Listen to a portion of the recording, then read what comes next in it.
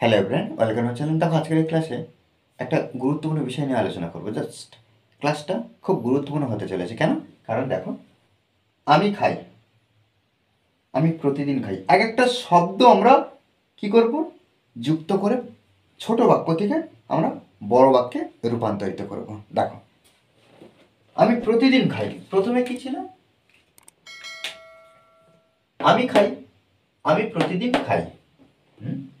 আমি প্রতিদিন ভাত খাই, আমি প্রতিদিন 10টার সময় ভাত খাই। আমি প্রতিদিন 10টার সময় মাছ দিয়ে ভাত খাই। আমি প্রতিদিন 10টার সময় মাছ দিয়ে ভাত খাই, নিয়ে স্কুলে যাই।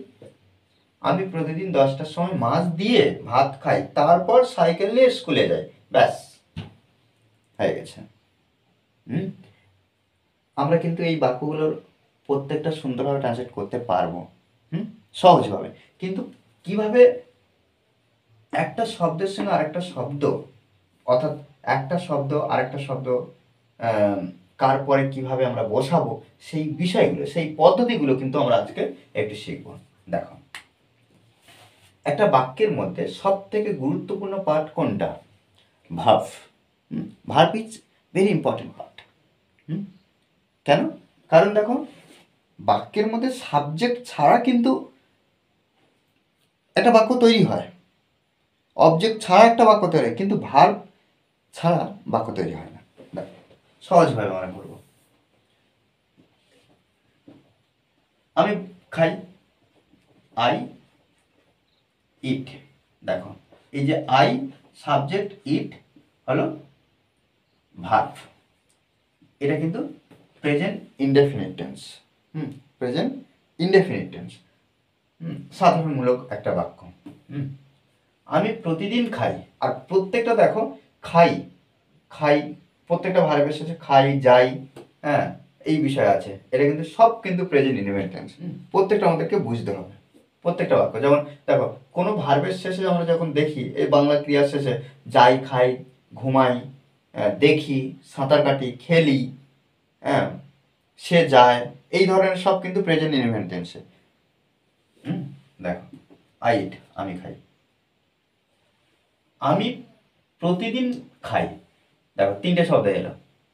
সবসময় একটা বাক্য ট্রান্সলেট করতে হলে ক্রিয়াপদটা খুঁজে বার করতে হবে। ক্রিয়াপদ, দেখো, খাই, কে খায়? আমি, এটা হলো সাবজেক্ট। অটোমেটিক যেটা পড়ে আছে, এটা প্রতিদিন।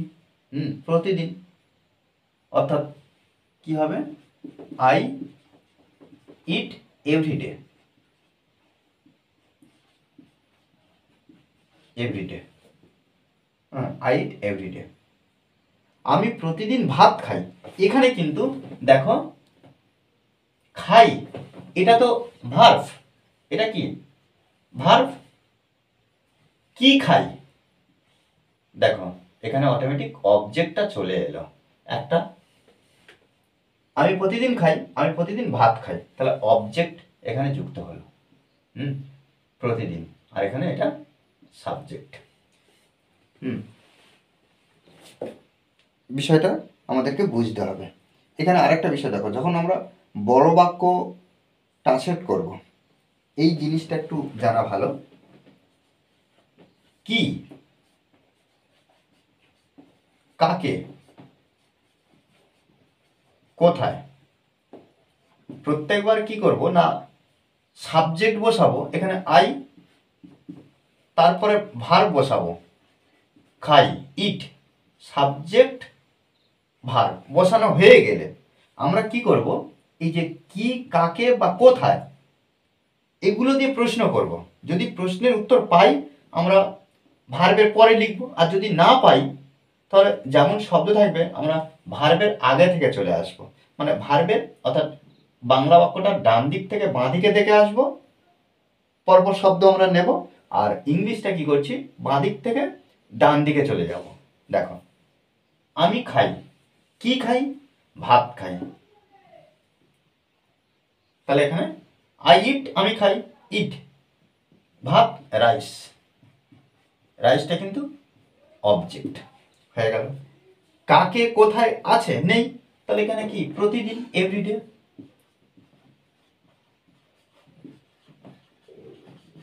ওকে, দেখো এখানে বিষয়টা দেখো, আমি প্রতিদিন 10টার সময় ভাত খাই। তাহলে এই যে খাই এটা ভার্ব, আমি আই ইট, আমি খাই, দেখো কি খাই, ভাত, রাইস, দেখো হলো আই ইট রাইস হলো। এবারে দেখো 10টার সময়, দেখো আমরা অবজেক্টটা এর মধ্যে একটা পেয়েছি, আমরা বসিয়ে দিয়েছি, অবজেক্টটা বসিয়ে দিয়েছি।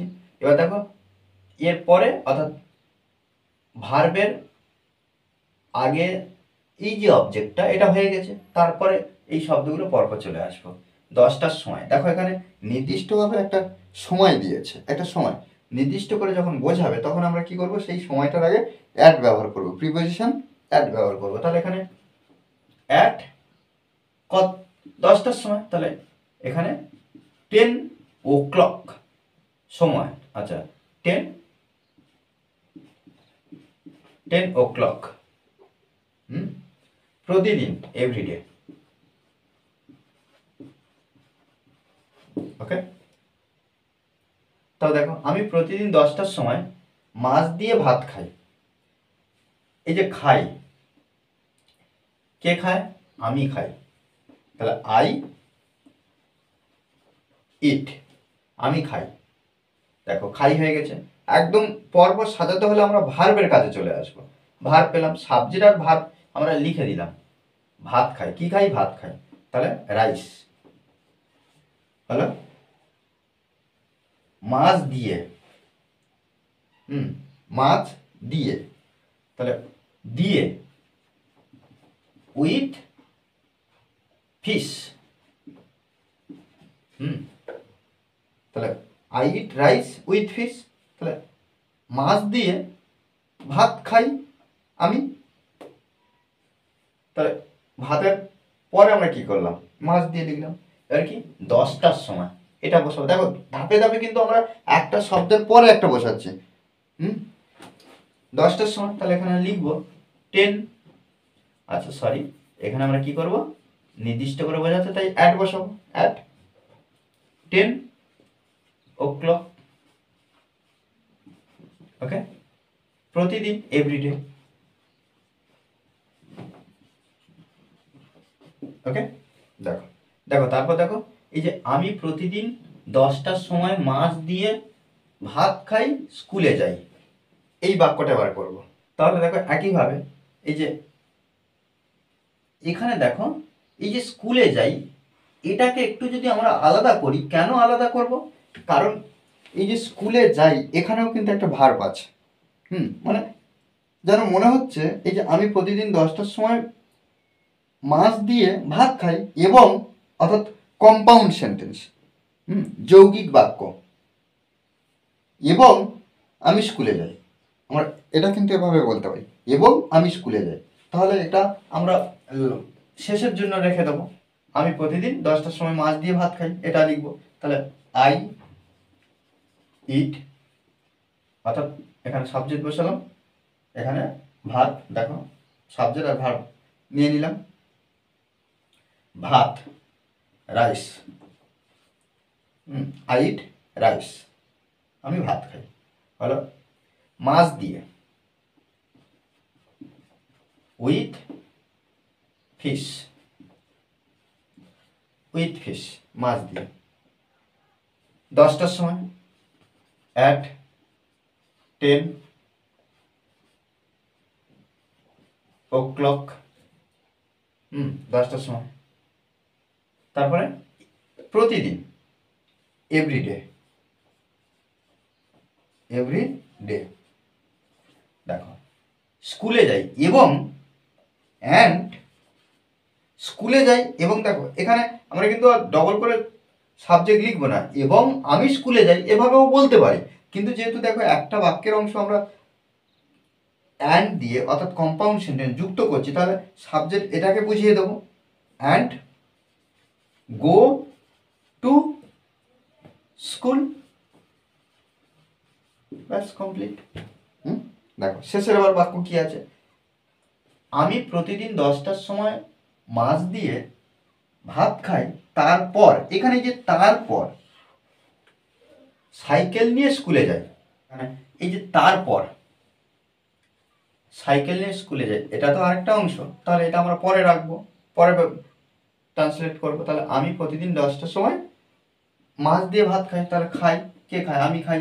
তাহলে আই ইট ভাত, ভাত রাইস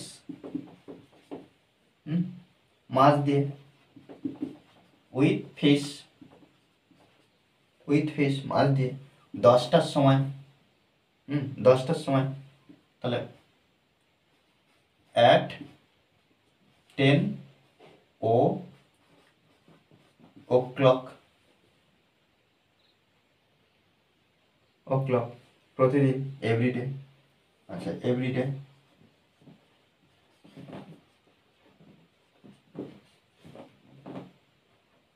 ওকে, এভরিডে। তারপর দেন, দেন সাইকেল নিয়ে স্কুলে যাই। নিয়ে মানে কি? এখানে এই যে নিয়ে, এর অন্তর্নিহিত বিষয়টা কি? চালিয়ে। অ্যান্ড তাহলে ভার্ব লিখবো, সাবজেক্ট এখানে লিখবো না কিন্তু। এবং বা তারপর আমি সাইকেল চালিয়ে স্কুলে যাই, বা আমি সাইকেল নিয়ে স্কুলে যাই, একই বিষয় কিন্তু।